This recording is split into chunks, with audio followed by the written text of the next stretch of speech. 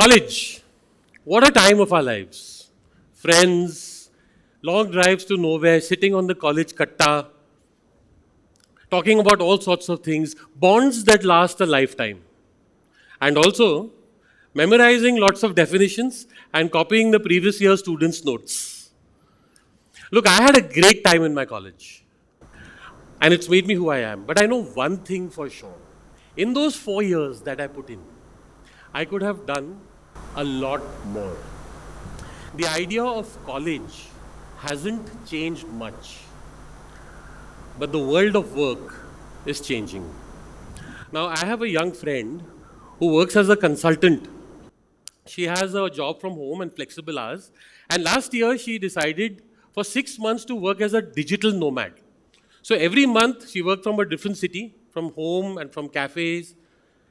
And above all this, she also has a side hustle. She takes on freelance gigs. Now, this kind of situation was unthinkable 10 years or for 20 years back for sure. But now, it's becoming more and more acceptable. I believe we are entering a world where for most of us, working and earning money is going to become less and less of a challenge.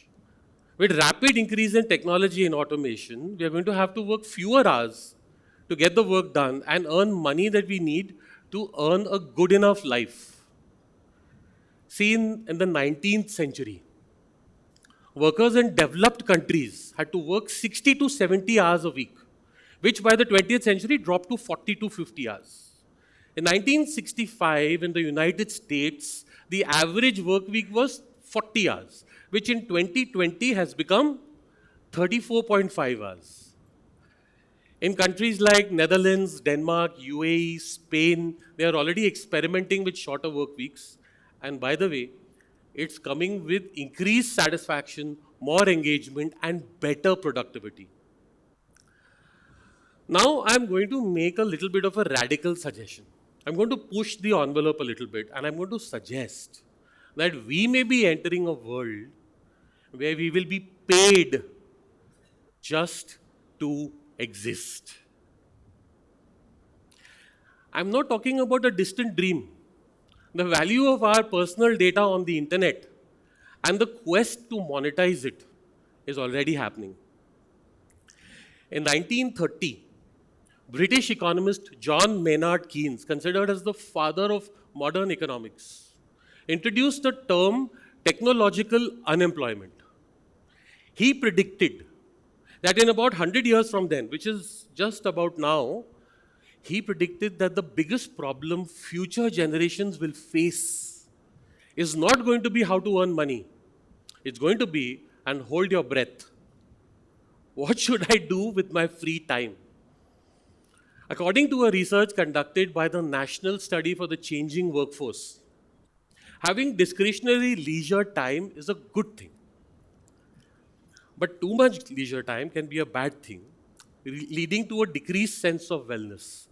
See, leisure time can soon become idle time, and then it becomes a honey trap for addictions, mental health issues, a sense of uselessness, a loss of meaning and purpose. After all, how many shows can you binge watch? How many holidays can you go for? And how much can you just chill? I believe the answer lies in college. But not college as we know it. I'm talking about college as an idea of ongoing exploration, meeting like-minded people, finding our calling and being entrepreneurial. In fact, the word college comes from two Latin words, col and legere, with and to collect, literally meaning to come together with, and if I may add, like-minded people. Last year, I bought myself a 3D printer.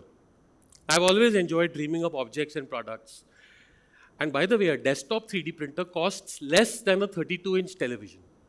Now, me and my kids have printed all kinds of things. Guitar stands, paintbrush holders, even Pokemon models. It has expanded our mind. We've had hours of joy, but it has given us something much, much more important. It has given us the confidence that we can learn and we can adapt to a fast-changing world. The world of work is shifting. We are moving away from fixed full-time kind of arrangements to more of freelancing, consulting, gig economy.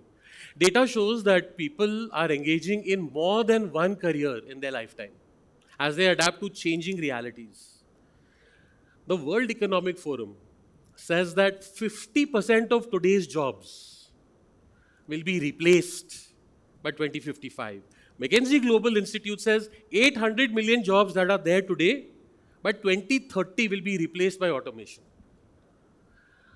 The answer lies in college, but a new kind of college, a college of lifelong learning. This college must show us how to imagine new things and bring them into the world. This college must show us how to connect and collaborate. This college must give us the tools to solve real problems and take better care of the planet and its people. This new kind of college must create a sense of playfulness, exploration, and finding our calling.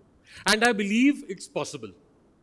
I believe we can create this kind of experience today, and I'm going to show you how to do it. The answer lies in deconstruction. Deconstruction is the act of breaking down a complicated idea or object into its simplest elements. Deconstruction is the heart of creativity.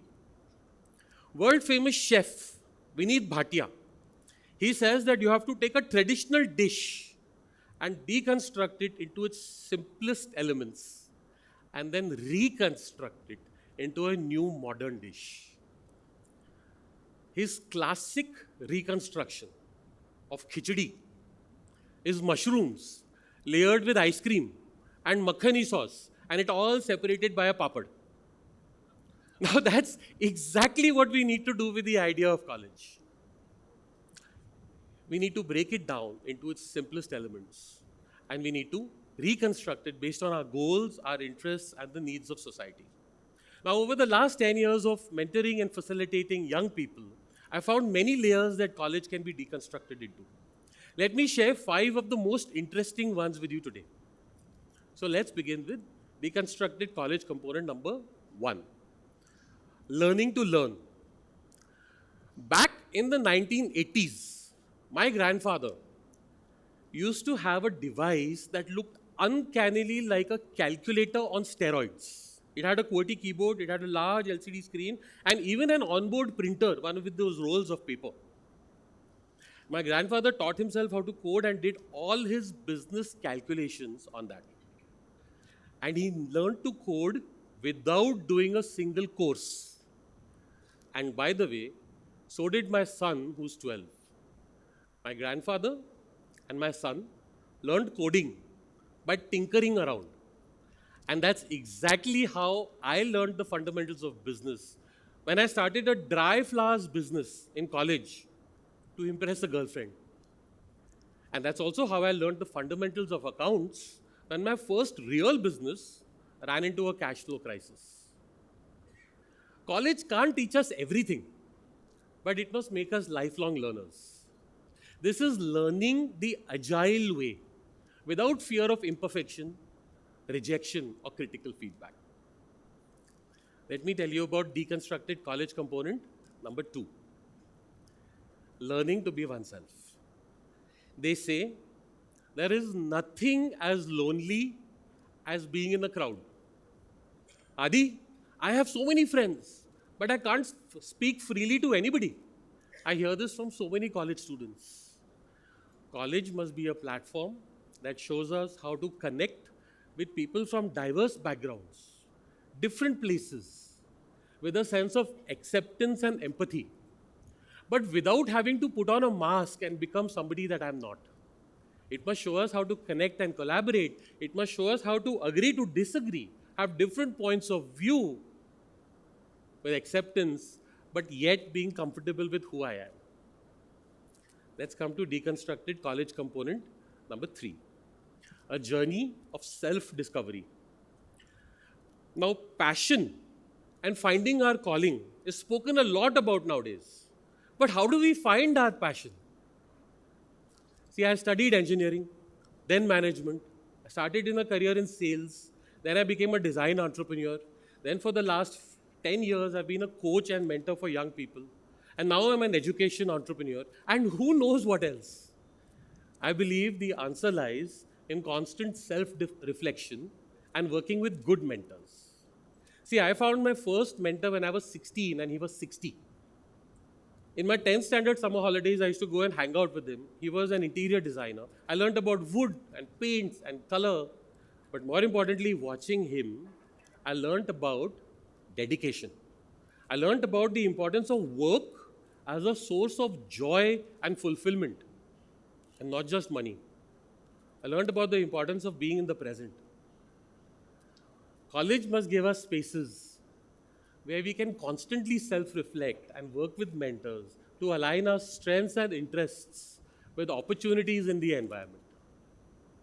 Let's come to deconstructed college component number 4, growing your body of work. Now, your body of work is the collection of all the things that we've spent our time on. And having a well documented body of work can be a source of tremendous intrinsic motivation.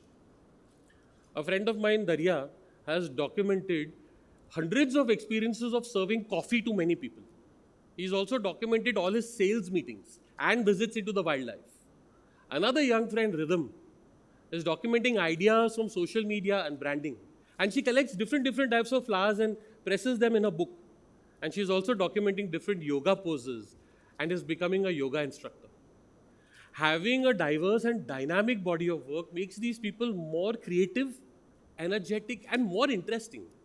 They become opportunity magnets. College must allow us to go beyond academics and diversify and deepen a body of work. Finally, let's come to deconstructed college component number 5, entrepreneurial mindset. Now, I come from a Marwadi Baniya community, known for prowess in business and entrepreneurship. There's a story about Indian parliamentarian and industrialist K.K. Birla, who was made fun of for his Baniya background. So he stood up in one forum and he said, "Let me explain to you what Baniya means." And I quote in Hindi. He said, "Baniya वो होता है जो हर हालात में बन के रह सके, जो कुछ भी बना सके और जो हर किसी के साथ बन के रह सके." Someone who can stay calm in every situation, someone who can make anything, and someone who can connect and collaborate with anyone. Entrepreneurial mindset in a nutshell. And everyone needs it. Whether you're a doctor, an artist, a writer, or even a government servant, college must make us all creators. So there you go. That's college deconstructed. Let's stop thinking about college as just a 3 or 4 year period and a degree at the end of it. To succeed happily in the world of tomorrow, we all need to think and act entrepreneurially. But most importantly, you need to believe in yourself. You need to believe that you can make a difference in the world. Me and my colleagues at Let's Enterprise have been innovating and developing this kind of curriculum to help students go academics and beyond academics for the last 5 years. We are calling this concept a working degree. And we are looking to connect with policymakers, with universities and colleges, with people from the industry, entrepreneurs, professionals, to come together, collaborate, and reimagine what the future of higher education can look like. And for all of us, while we can't make our college life last forever, you can certainly make your learning journey go on and on. Hence, I invite you, pick from any of the deconstructed college components I spoke about or any other that appeal to you and make them a part of your life. There's plenty of learning opportunities. Just get engaged, get involved. Remember, technology is making us freer. But unless we can learn how to use this freedom to live our lives joyfully, freedom can soon become a prison. Let's have freedom and fulfillment. So, what are you waiting for? Let's get entrepreneurial. And while you're at it, slow down a little bit. Like my friend's father used to say, hurry up slowly. Thank you.